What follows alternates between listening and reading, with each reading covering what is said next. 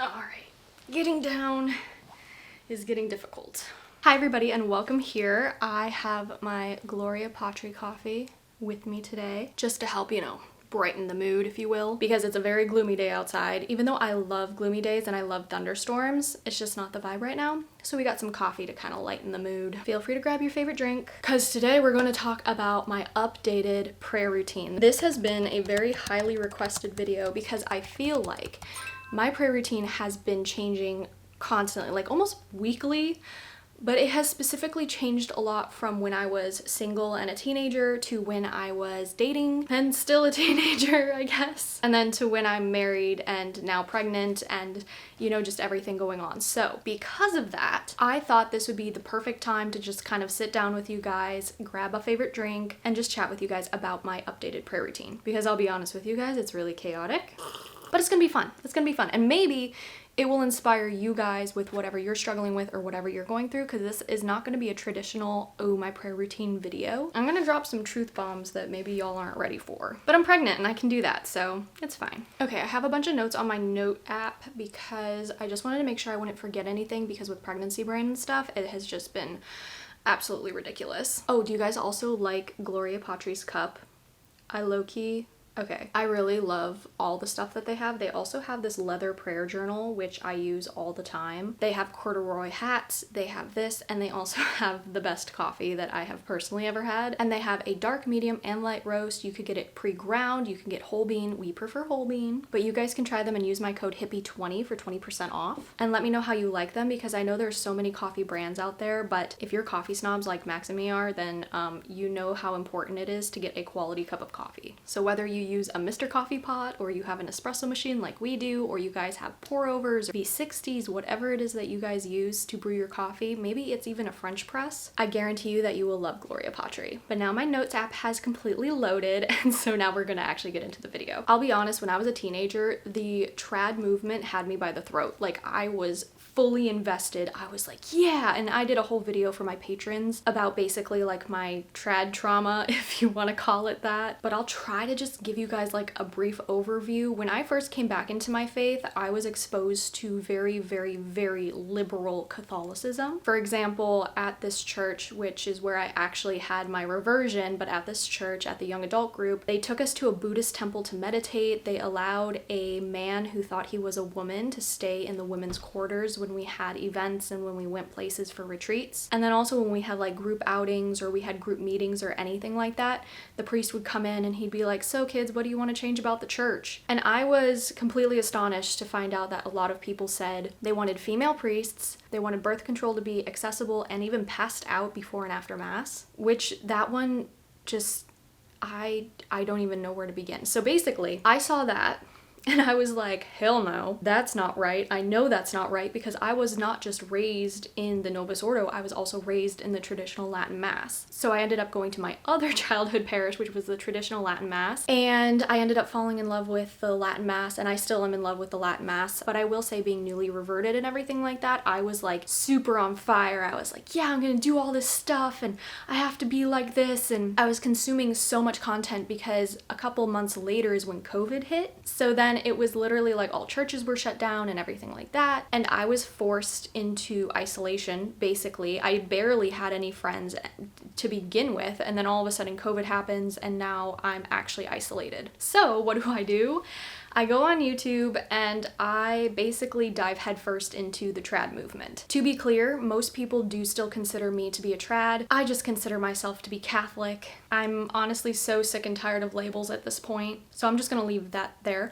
But basically, the reason I'm telling you all of this is because I got sucked into the trad movement, which made me extremely scrupulous. I thought that my prayer routine had to be at least an hour long every single morning, no matter what, otherwise I was a bad Catholic. I thought I had to pray the rosary, otherwise I wasn't Catholic. There were just so many things that I was so strict and rigid about, and these were just a lot of self-imposed rules, and the whole reason that I followed them was because people said things with enough confidence that I was like, oh my gosh, this must be true. It wasn't until I started looking into it more and I started realizing, oh, we're actually supposed to be different in our prayer routines. We're not all supposed to be doing the same devotions. Our prayer routines aren't all supposed to look the same. As a married woman who's pregnant, I am not supposed to have the same prayer life as a cloistered nun. So when I started realizing that a lot of these self-imposed dogmas, they're not actual dogmas, but they make it sound like they are, from influencers and from YouTubers and everything, were actually complete fake and phony and whatever. Like, if it works for them, awesome. But not all of us are called to that kind of prayer life, and not all of us can even make that kind of prayer life sustainable, and then we feel bad, we get scrupulous, we're like, I'm a bad Catholic if I can't keep up. So we just need to understand that our prayer lives are meant to be more flexible than they are structured. I'm not saying it's bad to have structure. Like, you can have structure.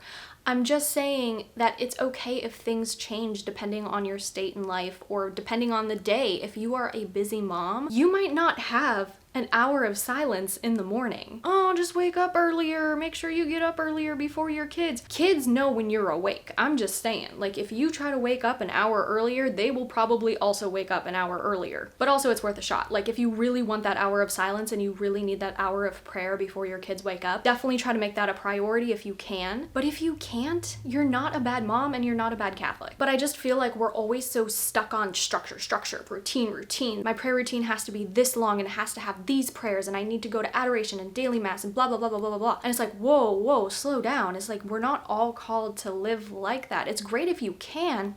I used to be able to go to adoration all the time, daily mass whenever I wanted to, young adult groups, etc. But now I'm married.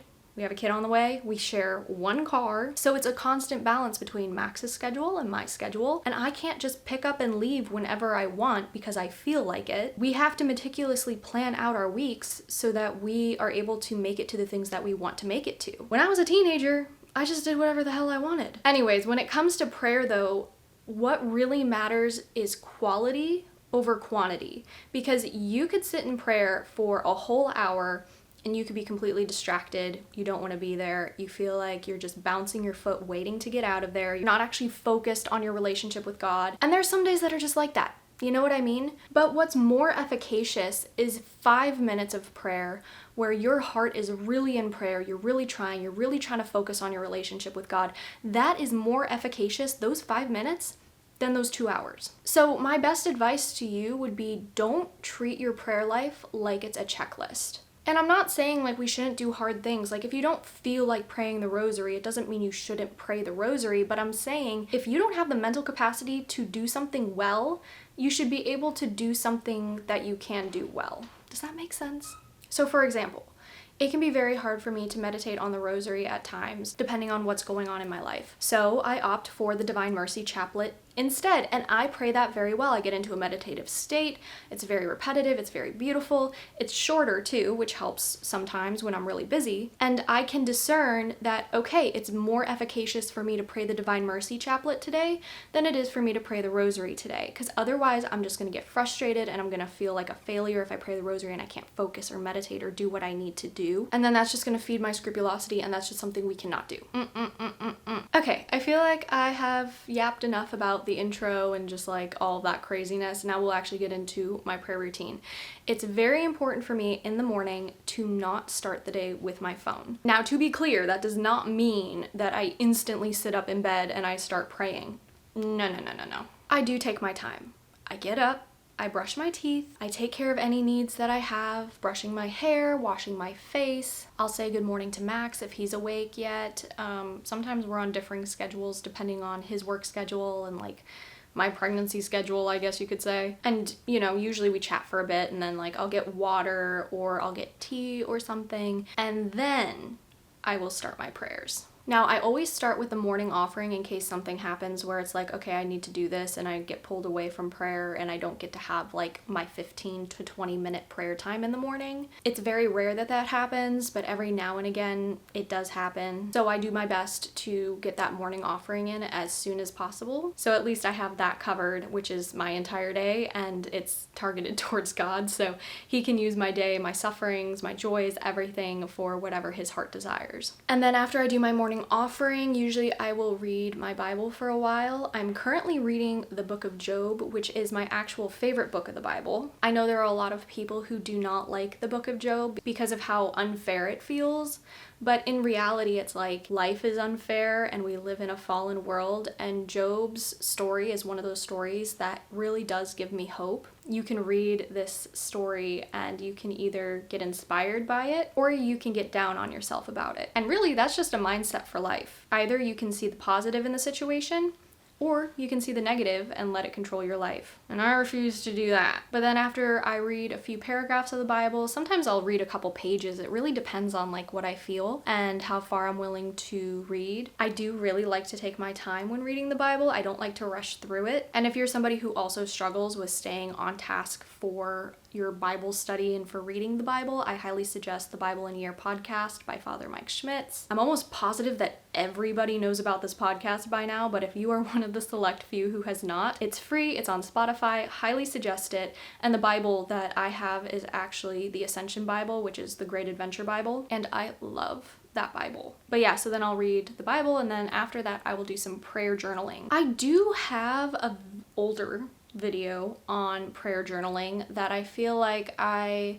need to do an updated video on, but technically the content would still remain the same. I would just share with you guys things that I have learned over the years since creating that older video. I'll link that below for you guys if you guys are interested in starting prayer journaling. You don't know how to do it, you don't know where to start. It's really easy, trust me. And honestly, sometimes spontaneous prayer journaling where you just, I don't know, brain dump onto the page is really therapeutic and has been some of the best prayer journaling sessions that I've had. But sometimes you like a little structure too and you like to know how to do it, so I get it. But yeah, then I will prayer journal for a little while. It really just depends on how long, how many things are on my heart. Recently, a lot has been weighing on my mind, and maybe I'll get into that in a different video just because this video is probably gonna be like super long already. But that's basically it. Like, I do my morning offering, I read my Bible, I do my prayer journaling, and that is my consistent morning routine. Now, if I have extra time or I feel called to do it, I will do the Divine Mercy Chaplet, or I'll do some type of spiritual reading or something like that. But for the most part, that is my like steady go-to consistent routine because it's something that's sustainable for me right now, and it's something that gives me peace in the beginning of the day, so then throughout the day I can kind of, I don't know, like draw from that. It's that whole concept of like fill your cup first so you can fill others. Fill your cup with Gloria Patri coffee. That's what I'm talking about. But yeah, I definitely think that, you know, you really do have to create a sustainable routine. And then if you randomly feel called to do other stuff, like yeah, heck yeah, throw it in there, like why not? But to just have an outline, just a basic, like these are the 3 things I do in the morning, whatever it might be, it should be a goal that is achievable for you even on your busiest days. Also, I think the environment that you pray in is important as well, but it's also not completely necessary. Because, I mean, depending on your state in life, you might not get a moment of quiet for hours and hours at a time, or you might not have an area in your home that's dedicated to prayer specifically. You might be like us and you live in a small apartment. I love our apartment, but you know, she's kind of small, and we just have not had time to really decorate and furnish it completely, so we still don't really have a prayer corner in our bedroom. That is something I want to fix, but maybe you live in a small apartment and you just can't dedicate certain spaces to certain things. You can always put a couple icons on the wall and boom, that's your prayer corner. But I do think that setting the mood is something that can be fairly easy to do when you're praying. So like turning on a lamp, lighting your favorite candle, closing or opening the shades. Even something as simple as making yourself tea before prayer is something that you can do that can really set the mood for prayer. And do not bring your phone with you. I don't care if you have prayers saved on your phone. All right, the morning is not the time. Unless you are like super disciplined and you have like app restrictors or whatever, do not disturb is on, etc. And you use like, I don't know, what do people use, the Hollow app or whatever? It's like fine, but very few people have the self-control to not go on their phone and scroll or respond to texts or emails and stuff right away. So it's best to know yourself and to know, oh yeah, I'm one of those people who picks up their phone and just starts mindlessly scrolling without realizing it, and realizing, okay, I cannot have my phone on me when I am doing my prayers in the morning. All right, we're adjusting.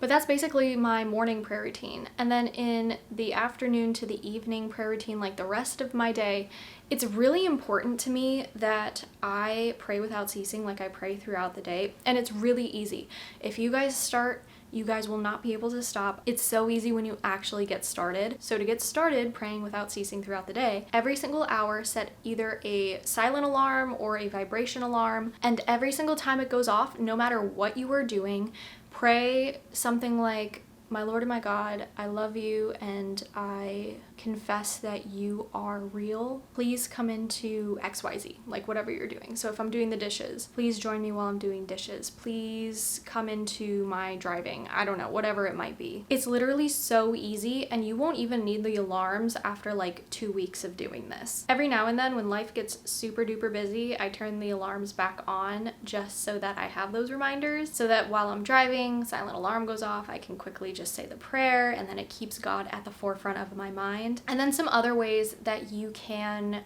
pray without ceasing or just pray throughout the day is by praying for that person who cut you off and just praying for their safety, because they're gonna need it. Or if somebody is annoying you or being distracting to you or something of that nature, you can offer them up to God, because these tiny acts of virtue, these tiny acts of charity and humility and all of that stuff really do build the cornerstone for you to be able to handle more difficult things later down the road. Virtue is built brick by brick through our experiences and how we choose to react to those experiences. If we act patiently, even when we don't want to, or even when we don't feel like it, eventually it's going to feel like second nature to us. And that is how you build virtue. So basically, I guess I don't really have set prayers for the afternoon time. I don't sit down and specifically have a moment with God or anything like that. Normally I'm cooking, I'm cleaning, I'm running errands, I'm grocery shopping. The list is honestly endless, and so for me, the afternoon is where I can still pray, but I'm also praying through my work, right? Ora et labora. But if you guys have free time during the afternoon, feel free to fill that with some sort of prayer. It could be the Divine Mercy Chaplet at 3 p.m. I feel like there are so many options that you could fill in for the afternoon. It could even be afternoon adoration. Maybe you're a college student, maybe there's adoration on campus. There are a lot of options, so maybe just kind of do whatever you feel called to do, but also don't be afraid to like change it up, you know what I mean? If you prayed to a specific saint yesterday,